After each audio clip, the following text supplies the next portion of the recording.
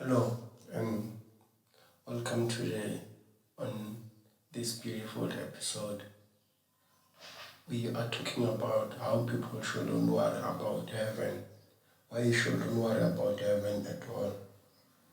At first, before we understanding why you shouldn't worry about heaven, we must first understand what do we mean by saying heaven. Are we considering as outside the other realm which is beyond the life state or the heaven that is coming on earth? How you identify or you put the meaning to heaven, it shouldn't worry you about going to that place, because heaven is consist of the phases, and the first phase is happened by the person who is still existing on earth.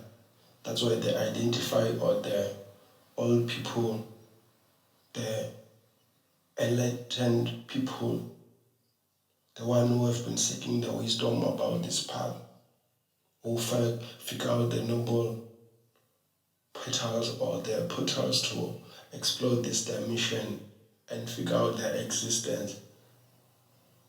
Why you shouldn't worry about heaven, the first thing is understanding the term which is karma, that the heaven is something that is going to be achieved just as much as Samadhi. It's a Samadhi state when you're still living in a physical being, in a physical world.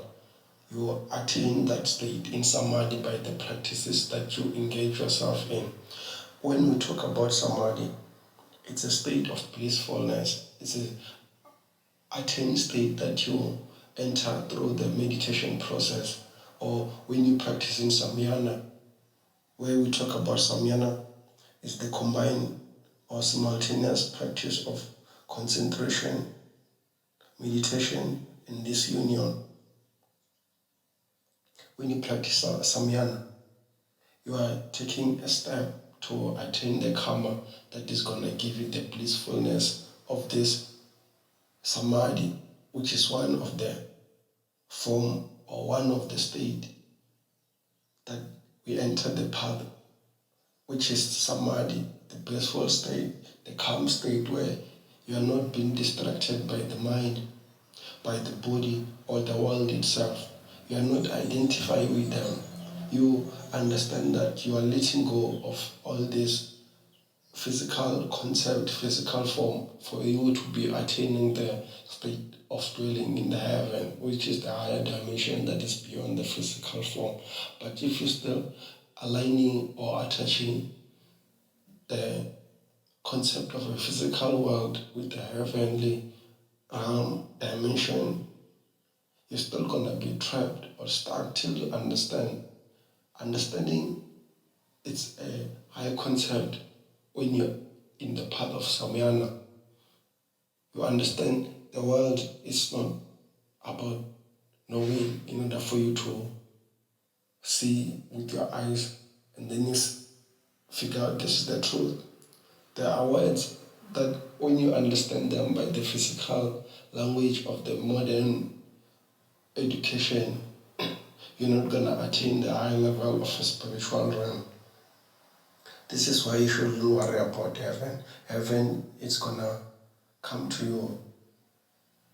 But you should first be in the phase of unlocking the doors to enter the higher realm, to be transcended, because it's about transcending. That's why people believe in the prayers, so that they transcend, they open up their spiritual realm, their spiritual portals. That is going to be a doorway to the working in the higher realm, where it's about transcending, transcendental meditation.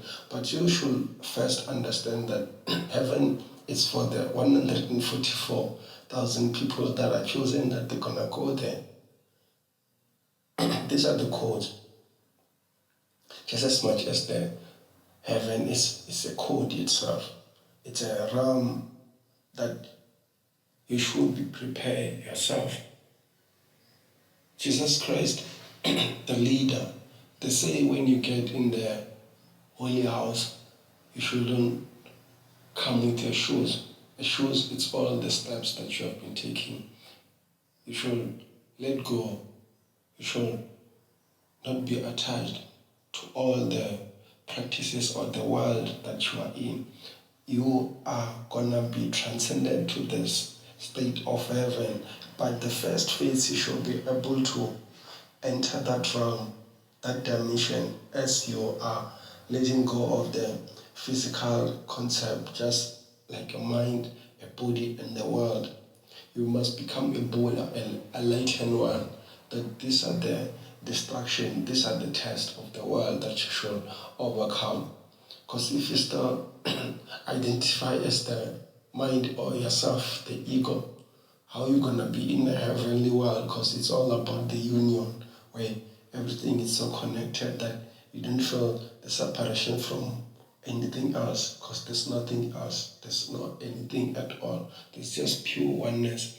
You are entering the high state of this Samyama, and this Samyama have the stages that I mentioned, that when you unite or you are putting all these parts, which the state of concentration, absorption, and union, people call it this union, absorption, and concentration as a meditation, which is dhyana. And now you can practice this Samyama. It's when one can choose an internal or an external point of focus. Though the sutra suggests consulting a trusted teacher when selecting a focal point, if you feel ready to begin exploring the power of internal focus, there are some simple, accessible techniques you can try on your own, just as like a meditation or pranayama, or being transported by the kundalini, by the flow of the energy, as you're cleansing the body and prepare it to be clean. And what happens in this Samyama, it's all about being aware of a life-giving breath. This pranayama, prana, the life force that is flowing. That's why they talk about the kundalini. You must align all the 7 portals. So it's about taking the cognitive mind and transcend it. And then when you transcend it, it should be in the focal point of the breath. You should be aware that you are not yourself, you are not the body, you are not the mind, you are not the world. That's why you're gonna attain the karma of this Samyama. When you attain the karma of this Samyama, you're gonna be entering the state of Samadhi, which is the Hinduism concept, which they say it's a state of a deep concentration resulting in a union with or absorption into ultimate reality. You can compare it with Raja Yoga or religious trance or Buddhism, but it's the meditative concentration that is the final step of unfold path. When you unfold it to this path and you enter the Samadhi, the state that you're going to be exploring is the state of blissfulness where you are one with the nature. You are training the mind in this meditation so that the mind must withdraw from the automatic response to a sense impression and leading to a state of perfection in the awareness. So all these, they are the core practice of pre-sectarian Buddhism. They have been coming from a long path of mindfulness and detachment, and it's about realization. You must be able to practice these techniques. And then when the traditional way, just as much as it's a spiritual path, which is a religious culture, all they're leading us in the same Zen. We are Zens. That's why they talk about the Zen, the monks, they do the practice that they do to open up or to spin in the world of a Dhamma chakra, or the world of a chakra, which is the widespread symbol used in the Indian religions, such as Jainism, Hinduism, and this Buddhism. That's where most, especially people, understand. You must enter the state of Nirvana. It's about entering the state of Nirvana. In this Nirvana, it's a goal. It's the Buddhist path where you reach. It's the doorway to prepare you to the transcending, where you don't see or you are connected with what people call it at a death, but it's just a transition for you to be able to get in that heaven state. But they are all connected, coming from Samadhi. And then when in this Nirvana is the goal of a Buddhist path. There's the meaning of the blowing out, where the ultimate spiritual goal, it has been achieved. You passed the test of the life. It's samsara. All this, when you talk about samsara, it's the beginningless cycle of repeated birth. It's a immediate existence or dying again, and you're entering that Chinese path of a snake where it's eating itself so that it can have a rebirth of a life. Samsara is considered to be darker or suffering, and in general, they say it's painful because you have to let go of the desire, you have to let go of all the worldly material. It's a spiritual goal that you can achieve and seek the higher transition of the life. You shouldn't worry about heaven at all. You shouldn't worry about heaven at all. Heaven, if you're still worried about it, how can you achieve it? Because you are trapped in the mind. So understand these practices, these ancient techniques. Just like I'll make more of the talking about the dhyana in Buddhism, and there are dhyanas which are spiritual exercises. The samapattis, like attainments, you're attaining the consciousness of infinity of space, the consciousness of infinity of cognition, concerned with the unreality of things, and consciousness of unreality as the object of thoughts. All this, we must understand what they mean by the consciousness of infinity of space. We are entering this infinity of space by the consciousness. This when we're gonna intersect, we're gonna dwell in these realms when we are in the Samadhi state, the powerfulness, and we're gonna pass the other state in Samadhi, like the infinity of a cognition. We're gonna see the ending of the mind. We're gonna be concerned with the unreality of things, and we're gonna figure out the unreality as the object of thought. These are the old text of Buddhism. It's training of the mind. When we are in the meditation, when we withdraw the mind from the automatic response to self-impressions. So we are on the imperfections. We're finding the awareness, the higher awareness of the mind. So when we talk about this dhyana, it's just the 7 limb of yoga, building up upon asana, the physical posture, pranayama, the breath control, the control of the senses, moving focus to the inside, the dharana, concentration. These are coming from the Sanskrit word to think of.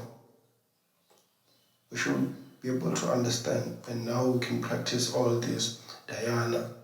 You focus your mind on a particular object, which object, as you see that the self, the body is an object, and then from here you can transcend this concept that you think of who you are, with the goal of becoming one with it, and then one with the world around it. But this is not going to be the concept. When you dwell into it, you're going to be exploring the eternal space, where you're going to figure out on the eternal space there's a multiple infinite doors that are opening up simultaneously to the possibility and the certainty of the creation. you're going to figure out the oneness of the balance. This, you must first do yoga to bring your body to a calm and in a relaxed state. Then you'll be able to get ready to shut your senses and focus on the mind so that it can melt. And there's benefits. The anxiety, the anger, the irritability, it relieves stress, it calms your mind. The pose regulates the blood pressure and improves blood circulation. All these are the things that you will figure out when you practice Samadhi, just as much as the stage of enlightenment, where you get in the awareness of the body, the feelings, and the thoughts, and the awareness of the mental state, the energy, the rapture, the pure bliss, the super consciousness. You go on the 7 stages of meditation. The meditation state, we're gonna make a different type of videos about talking all these with the type of meditation like mindful meditation, spiritual meditation, focused meditation, movement meditation, mantra meditation, transcendental meditation, progressive relaxation, loving kindness. There are lots of meditation, or wealth meditation. All this, it's just the limbs of yoga. It's just there are 8 limbs of yoga, and there are yama, nirvana, asana, pranayama. We talk about all this. We're gonna make a different type of videos talking, because I'm giving you more of the different concept. So you got to understand and start to practice all this. But the video is just to make you not to worry about heaven. Because heaven, you got to be able to enter the state by not being in the effort of trying to get into it. It's an effortless state. It's a things that doesn't need you to put effort on them. It's when you're becoming one with the world in this meditation. This is just the state that one, when they enter the state, you're gonna find the heaven. It's the state of a profound and utterly, it's when the absolute undisturbed of desire doesn't exist, the anger doesn't exist, the ego doesn't exist, the emotion doesn't exist, the state of a calm. You figure out the joy, the blissfulness. Oh, life is figured out right there. Trust me. Have a beautiful day. Have a lovely life. We're going to talk about how we can achieve the complete bliss, the total consciousness, the super enlightenment. All this, how you can explore the higher state of a bliss and the awareness. We must have a regular, detected, or dedicated practice of 7 limbs that come before, specifically the dharana and the dhyana. What do you think dhyana? You know about dhyana, but just put your mind onto yoga as it's a spiritual practice, and samadhi is the 8th and the final stage on the 8-fold path of yoga. There's different levels of samadhi, or it's a different stage of connection with the divine.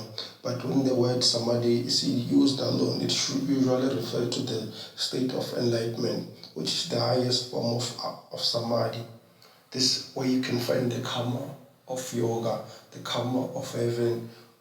Heaven, you're going to be working on the heaven on earth. Earth is going to be transcended, and you're not going to see it as a body that yourself you are separate from it. You're going to figure out or come to the awareness that you're just one. You're just one with this meditation, or the calm that you always seek, the peace that you seek. All these positive words, how you put them in positive words that you seek, you're going to find them when you're in the practice of the state of samadhi. there's a difference between Samadhi and Nirvana. Nirvana is the opposite of samsara and doesn't necessarily gonna stop you from enlightenment, but all these are the dualistic state of non-suffering. Samadhi is how we refer to the type of meditation which is similar to the Hindu concept of meditative absorption, but it's the process, not the results. Samadhi is the process, it's not the results. Nirvana is the results where you are ready for the dharma, for the will to be able to transcend you from the karma that you have been having on throughout your life to the afterlife. That's why people are able to people are thinking Nirvana is death. It's just the life mark, the life of the monk who have attained and complete release from desire and suffering, but still as the body, the name and the life. It's after death.